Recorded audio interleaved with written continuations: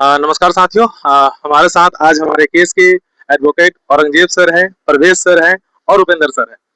आप सभी को पता होगा कि वेतनमान को लेकर के बिहार के जितने भी शिक्षक हैं उन्होंने केस फाइल किया है और आज उसी का सुनवाई थी। तो आज हमारे वकील साहब हैं हमारे साथ जुड़े हुए हैं। आपको आज के केस के रिगार्डिंग जो भी इंफॉर्मेशन है सर जो है वो देंगे। स्वागत है सर आपका। थैंक यू कि मुझे पटना हाई कोर्ट में इस तरह का केस करने का मौका मिला और मैं लगातार ये दूसरी बार में तीसरी बार मैं यहाँ पे मैं मौजूद हुआ हूँ और मुझे बड़ी अच्छा लगा कि पटना हाई कोर्ट देखने के बाद से लगता है कि इतना विशाल कोर्ट है। मतलब मैं सोच भी नहीं सकता कि यहाँ पे जितने भी लोग प्रैक्टिस करते हैं अपने आप में बहुत बड़ी बात है कि पटना हाई कोर्ट, क्योंकि हम लोग दिल्ली हाई कोर्ट और सुप्रीम कोर्ट में प्रैक्टिस करते हैं तो वो भी बहुत अच्छा उसका इंफ्रास्ट्रक्चर है। वहाँ प्रैक्टिसिंग का यहाँ वहाँ बहुत फर्क है, लेकिन जो यहाँ का बिल्डिंग और कुछ डिफरेंट है। बात आता है कि मैटर भी हम बात करते हैं। जब मैटर में बात करते हैं तो मेरा मैटर जो है उसमें 17 तारीख को हमारा मैटर था, लेकिन 16 तारीख को मेरे मैटर में डिफेक्ट था। तो उस डिफेक्ट होने की वजह से हमारे 17 तारीख को 16 तारीख को हम डिफेक्ट को क्योर कराएं। फिर 17 तारीख को जो मेरा मैटर था उसमें सुबह में अर्ली मॉर्निंग उसमें डिफेक्ट शो कर रहा था, लेकिन हमने टोकन पे उसमें हम जो है मेंशन किए। टोकन पर मेंशन होने के बाद से उसमें कोर्ट जो है उसमें डेट फिक्स की 24 तारीख को। फिर जब 29 नंबर हमारा आइटम था, जब 29 नंबर हमारा आइटम जब आया उस समय फिर जो है इनके एडवोकेट, कोई और भी एडवोकेट इसमें है, इस केस से जो है और अटैच है, आइडेंटिकल कोई और भी केस है, उन्होंने भी वो भी अपीयर हुए वो। लेकिन उसमें शायद उन्होंने शायद कोई उस पर आर्गूमेंट होना था किसी आईए पे, तो फाइल हुई है। तो ऑलरेडी इसमें जब डेट लग चुका था तो कोर्ट उसमें कोई सुनवाई नहीं की और उसमें जो 24 तारीख के लिए फिक्स कर दी। लेकिन हमने जब 25 तारीख को मेंशन किया तो मुझे हमें लग रहा था कि 25 तारीख को मेंटर है, लेकिन 24 तारीख को ऑर्डर में शो कर रहा था। तो आज मैं फिर 24 तारीख को अपीयर हुआ। उधर से सलमान खुर्शीद साहब इस केस को पूरा हैंडल कर रहे हैं और उनके साथ साथ हम सब लोग भी अपीयर हैं। तो उधर से सलमान साहब के ऑफिस से थे, इधर से हम लोग फिजिकल अपीयर हुए और कोर्ट में हमने मेंशन किया। अभी मेंशन ही करने वाले थे कि 24 तारीख की जगह 25 तारीख की जगह 24 तारीख हो गया। तब तक जो है इसमें जो अटॉर्नी जनरल, जो स्टेट जो काउंसिल है, एडवोकेट जनरल जो है, वो जो है उनके जो एसोसिएट हुए थे उन्होंने कहा कि एक सप्ताह की इसमें डेट दी जाए, एडजर्न किया जाए। तो कोर्ट ने कहा कि उसमें कोई ऑब्जेक्शन नहीं किया, लेकिन हमने जो उसमें ऑब्जेक्शन की कि हमें एक सप्ताह की नहीं, हमें कल की डेट चाहिए, क्योंकि सलमान खुर्शीद साहब का डायरेक्शन था कि इसमें 25 तारीख को इसको रखा जाए। तो कोर्ट ने जो उनसे कहा, फिर उनसे कहा कि भाई आप जाओ, उनसे पूछो कि क्या वो कल अवेलेबल हो सकते हैं। तो उनका जो एसोसिएट थे उन्होंने कहा कि हाँ मैं पूछ के आता हूँ। फिर उन्होंने पूछा, उनसे बात की, उन्होंने कहा कि ठीक है मैं कल अपीयर रहूंगा, अवेलेबल रहूंगा।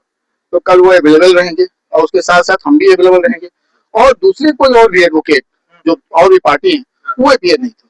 आज वो अपीयर नहीं थे। वो उस समय फर्स्ट हम जो मेंशनिंग किए उस समय कोई नहीं था। और मेंशनिंग का सर टाइमिंग क्या रहा होगा? टाइम लगभग हुआ 10:30 बजे, 10:30 पौने 11 के लगभग हुआ था मेंशनिंग। और उसके बाद से फिर क्या हुआ तो 29 नंबर हमारा आइटम था 4053 तो 26 अपना ये एक मीटर है और दूसरा कोई मीटर है 16276 25 वो मीटर है। तो जब 29 नंबर आइटम में दोनों अटैच था। जब आप आइडेंटिकल कोई मीटर में फाइल करते हो तो उसमें जो फाइल करते हो तो जितने मीटर होते हैं वो ABC करके एक साथ में अटैच होते हैं, लेकिन वो एक नहीं होते हैं, सेपरेट होते हैं, सबका केस नंबर सेपरेट होता है। अगर उसमें आईए फाइल है तो उसमें क ख ABCD करके ऐसे उसमें मीटर मेंशन होता है, इसके अंदर ये मीटर, इसके अंदर ये मीटर।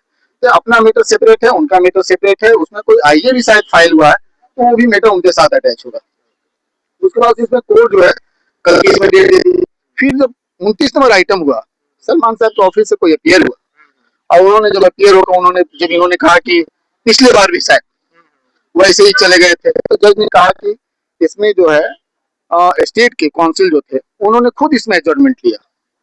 जब एडजर्नमेंट लिया लेकिन उनके यहाँ से कल के लिए रखा गया है, तो उन्होंने फिर कुछ बोलने की कोशिश की, लेकिन जज साहब ने उस पर, चीफ जस्टिस जो हमारे ऑनरेबल जज जो है जस्टिस जो है उस पर कोई मुखातिब नहीं हुए और उन्होंने कहा कि 25 तारीख इसमें डेट ऑलरेडी मेंशन है, 25 को आपको आनी है। तो आज का जो एक्चुअली जो हियरिंग था इस पर हम लोग को बीच में ऐसा था कि कल 25 तारीख को होना चाहिए था, जो 24 तारीख को लिस्ट हुआ। ठीक है, उसके बाद क्या हुआ कि स्टेट की तरफ से एक सप्ताह का समय मांगा गया और उसी की वजह से एक सप्ताह का समय ना देते हुए एक दिन का समय दिया। इसको मैंने मेंशन जब किया कि सलमान खुर्शीद साहब इसमें है तो जज साहब ने कहा, जस्टिस साहब ने कहा कि इसमें जो है कल के लिए डेट उन्होंने मेंशन कर दी और उसके बाद से उनके ऑब्जेक्शन करने के बाद उन्होंने उस बात को कहा कि नहीं कल के लिए है, कल आप आए, कल इस पे जो भी आर्गुमेंट करनी है जो भी करनी बात ही आती है। कि बात ये आती है कि यहाँ हम पीएसकेएल की बात करते हैं, जी सर। यहाँ पे टीचरों की अपनी मान सम्मान की बात है, जी सर। यहाँ पे बाकी टीचर के साथ साथ और बाकी जो हैं, जो और भी बहुत सारे लोग पीएसकेएल बाकी के लिए लड़ाई लड़ रहे हैं, उन सब की मान सम्मान की बात है। दूसरी नंबर बात ये है कि इसमें इतने बड़े एडवोकेट अपीयर हो रहे हैं, जी सर। अपने आप में जो टीचर हैं उनको गौरवान्वित होना चाहिए, उनको खुशी, अपने आप को प्राउड फील करना चाहिए कि इतने बड़े एडवोकेट आ रहे हैं। हम सब लोग दिल्ली से आ रहे हैं और आने के बाद इसमें अपीयर हो रहे हैं, और हम लोग का ये दिल से, मतलब हम लोग ये सोच रहे हैं, हमारे साथ परवेज साहब हैं, उपेंद्र साहब हैं और भी बहुत सारे एडवोकेट हैं, हम सबका ये दिली ख्वाहिश है कि हम इस केस को जो है बेहतर करें और स्टेट से रिक्वेस्ट करें कि स्टेट हमारी बातों को सुने, टीचर की जो बहता है अपना बहता उस पर सुने, क्योंकि 32,000, 33,000, 25,000 में क्या होता है आज के जमाने में? जी सर। आज के जमाने में इससे क्या होता है? आप वहीं पे असिस्टेंट को और बाकी को आप पे स्केल में आप कुछ और दे रहे हो हाँ। और हमें कुछ और दे रहे हो। जी सर। बात आती है कि सेम एक ही आदमी है, कल वो बबलू था, आज उसको डब्लू बना दिए, हाँ। और बबलू को जो तुम दे रहे हो पूरा, हाँ। बबलू को पूरा दे रहे हो और डब्लू को करे हो नहीं, हम आपको नहीं देंगे। बात है, दूसरी बात आती है, स्टेट ये कहती है कि हमारे पास फाइनेंशियली क्रंच है। तो भाई फाइनेंशियली अगर आपका क्रंच है तो क्या फंडामेंटल राइट का किसी को वायलेशन आप करोगे? उसको फंडामेंटल ड्यूटी को उसको वायलेशन करोगे? आप नहीं करोगे ना। सबका अपना राइट है, जो उसका, अगर देखो स्टेट खुद कहती है उस पर कंडीशन का, तो उसका नेचर क्या है, उसका कैरेक्टर क्या है, उसका कंडीशन क्या है, ये सब चीजें हैं, उसकी क्वालिफिकेशन क्या है।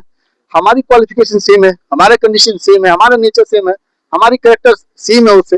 जब हमारा सब कुछ सेम है, हम सेम वैसी जॉब कर रहे हैं, वैसी हम 5 बजे तक हम जॉब दे रहे हैं, इलेक्शन से लेकर हर ड्यूटी को हम फुलफिल कर रहे हैं, तो हमें जो है आप दे रहे हो 25,000, 30,000, 32,000 दे रहे हो और किसी को लाख रुपया से ऊपर दे रहे हो, तो आप बताओ मेरे बच्चे कैसे उससे गुजारा करेंगे, हम कैसे गुजारा करेंगे? तो टीचरों की तरफ से एक न्याय की बात है, वहाँ फंडामेंटल जो राइट है 14 का, 16 का, ड्यूटी जो 39 का, इसका मुझे लगता है वायलेशन है और स्टेट को इस पर सुननी चाहिए और स्टूडेंट के लिए बेहतर जो है उस पर कार्रवाई करनी चाहिए, इनको प्रोवाइड करनी चाहिए। जैसे सर बहुत बहुत धन्यवाद, आपने इतना इन्फॉर्मेशन दिया और कल तो इसका हियरिंग हो ही जाएगा। एक सवाल और था कि कोई अगर बाहर पब्लिक में, सोशल मीडिया में अगर ऐसा इस केस को लेकर के भ्रम फैलाते हैं तो उनके लिए कुछ हो सकता है क्या? अगर गलत इन्फॉर्मेशन देते हैं कि वकील नहीं आ रहे हैं तो ये लोग ऐसा कर रहा है, फ्रॉड कर रहा है, तो इस प्रकार का कुछ हो सकता है? ऐसा कोई भी करेगा तो अगर मैं चीफ जस्टिस के सामने, साहब के सामने इस बात को मेंशन कर दूं तो मुझे लगता है कि उनकी नौकरी तो जाएगी ही जाएगी, उसके साथ साथ जितना हमारे केस है, दोनों केस पे इसका इफेक्ट पड़ेगा और इसका इफेक्ट पड़ेगा। तो मैं नहीं चाहता हूँ कि इसको जो चीफ जस्टिस के सामने पेश करूँ, लेकिन जब ऐसी बात आएगी तो मुझे मेंशन करने के लिए मजबूरन हमें मेंशन करना पड़ेगा। उसके साथ साथ कोई भी आदमी अगर गलत भ्रांतियां फैलाता है और ये जानता है कि मैं दिल्ली से आया हूँ, तो हम लोग भी यही सब एरिया के रहने वाले हैं, अपने बहुत सारे एडवोकेट यहाँ साथी है और हम लोग भी प्रैक्टिस करते हैं और अच्छी प्रैक्टिस करते हैं, और हम लोग जो फंडा, हम जो संविधान के तहत प्रैक्टिस करते हैं और संविधान के तहत हम अपना राइट को मांग रहे हैं। अगर कोई हमारे राइट में कोई इस तरह से बातें करेगा तो मेरा हक है कि हम उनके ऊपर कार्रवाई करें, उनके ऊपर एक्शन लें, उनके ऊपर जो पुलिस में हम कंप्लेन करें और कोर्ट में भी कंप्लेन करें कि इस तरह के जो भी कोई फैला। देखो आपकी बात क्या है, आपकी लड़ाई किससे है? आपकी लड़ाई किसी से नहीं है, आपकी अपनी अपनी हुकूक की लड़ाई, अपने फंडामेंटल राइट की लड़ाई, और आप उस लड़ाई को आप जो कहीं और ले जाना चाहिए, गलत बात है। आपको अपनी लड़ाई लड़नी चाहिए, हम मिलजुल कर रहनी चाहिए, जिससे कि आपको बेहतर हो सके और आपको इसमें न्याय मिल सके। खासकर आर्टिकल 14 जो equality before law, equal protection of law की जो बात करता है, तो सबके लिए बात करता है। 16 जो है आपको रिजर्वेशन की बात करता है और एम्प्लॉयमेंट की बात करता है, सबके लिए बात करता है। 39 आपका बात करता है इक्वल पे, इक्वल वर्क पे। हमारी क्या लड़ाई? हमारी लड़ाई है कि हमें जिस तरह से जो इक्वल, हमने जो है समान कार्य किया है तो हमें समान जो है पे दिया जाए, बस इतनी लड़ाई हमारी, कोई और लड़ाई। बहुत बहुत धन्यवाद सर, कल के लिए ऑल द बेस्ट सर। हमारे बीच परवेज सर भी हैं। सर हमारे जो तैयारी है और आगे की रणनीति, तो उस पर क्या कहते हैं? हमारा जो अभी जितने भी शिक्षक है बिहार के, 2.5 लाख लोगों ने तो केस किया और भी बहुत सारे लोग हैं, तो उनको आप अपने तरफ से क्या कहना चाहते हैं इस केस को लेकर के? देखिए, मेरा ये कहना है कि जो हमारी लड़ाई है वो सारे शिक्षक समुदाय के लिए, हमारी लड़ाई किसी अदर ग्रुप से या पर्सनल कमेंट्स करने वाले लोगों के साथ नहीं है जो कोई और केस फाइल किए हैं। और दोनों केस हमने जो फाइल किया, दोनों केस क्लब होकर के एक साथ एकजुटता से लड़ने की चीज है। अगर इस तरह की कोई भी गलत भ्रांतियां फैला रहे हैं तो वो अपना तो नुकसान कर रहे हैं, साथ साथ दूसरों का भी नुकसान कर रहे हैं। तो इसलिए इस तरह की कोई भ्रांतियां ना फैलाएं और दूसरी चीज की एकजुटता रखते हुए अपनी अधिकारों की लड़ाई लड़नी है। बस मेरा संक्षेप में यही कहना है कि हमें आपस में किसी विवाद के मुद्दों को उठाना नहीं है और न उस पर जाना है। हमें अपनी अधिकार एकजुटता के साथ रखनी है और अपनी लड़ाई हाईकोर्ट से लेनी है।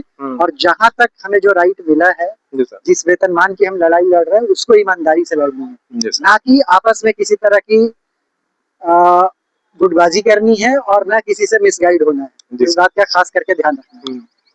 देखो, अभी हमारे परवेज साहब ने बताया, बात है कि हमारे शिक्षा की लड़ाई है, हमें अधिकार की लड़ाई है, हमें न्याय की लड़ाई है, हमारी रोजी रोटी की लड़ाई है, और सबके लिए। अगर आपको भला हो जाएगा ना, तो आपके साथ साथ कितने सारे लोग और भी पेश के लिए लड़ाई लड़ रहे हैं। इसलिए मैं आप सबसे एक रिक्वेस्ट करूंगा कि हम लोग भी वहां से आ रहे हैं ना, तो हम लोग बड़ी उम्मीद के साथ आ रहे हैं कि इस केस में हम बेहतर करें, और सरकार से हम रिक्वेस्ट करके वहां तक पहुंच सके, और मुझे लगता है सरकार वहां तक पहुंचेगी। इसलिए आप लोग मिल के लड़े और मिल के आगे बढ़े, जिससे कि हमें भी खुशी हो और आप सबकी खुशी हो, और पूरा बिहार ये जाने कि औरंगजेब खान, सलमान का खुशी के साथ में औरंगजेब खान, परवेज और बाकी जितने भी लोग हैं, ये लोगों ने कुछ किया, और हमें भी नाम हो, आप सबका भी काम हो, तो इससे बेहतर। जी, आप सुन रहे थे, हमारे साथ औरंगजेब सर थे, परवेज सर थे, और इन्होंने ये क्लियर बताया कि आज सुबह 10:30 बजे जो हम लोग का मेंशन था, और मेंशन के अकॉर्डिंग जो है डेट सरकार की तरफ से एक सप्ताह का एक्स्ट्रा टाइम मांगा जा रहा था, जहां पे सिर्फ एक दिन का समय मिला। उसके बाद जब सेकेंड वाला हियरिंग हुआ लगभग 12, 15, 20 के आसपास, तब भी हम लोग वहां पे प्रेजेंट थे और हमारे वकील प्रेजेंट थे। सुबह में सलमान खुर्शीद सर वहां से वर्चुअल रूप से प्रेजेंट थे, और औरंगजेब सर ऑफिस से, हाँ, उनके ऑफिस से वर्चुअल रूप से प्रेजेंट थे, और साथ ही साथ हमारे यहाँ पे फिजिकल रूप से भी हमारे वकील प्रेजेंट थे। तो सभी लोग उपस्थित थे और आगे भी रहेंगे। तो इसीलिए किसी प्रकार का कोई भ्रम में ना रहे, और एक साथ मिल करके हम लोग एक शिक्षक है तो शिक्षक की तरह लड़े, ना कि ओछी राजनीति और पॉलिटिशियन तो हम लोग है नहीं। इस बात को ध्यान में रख करके सभी शिक्षक एकजुट होकर के संघर्ष करें। शिक्षक एकता जिंदाबाद।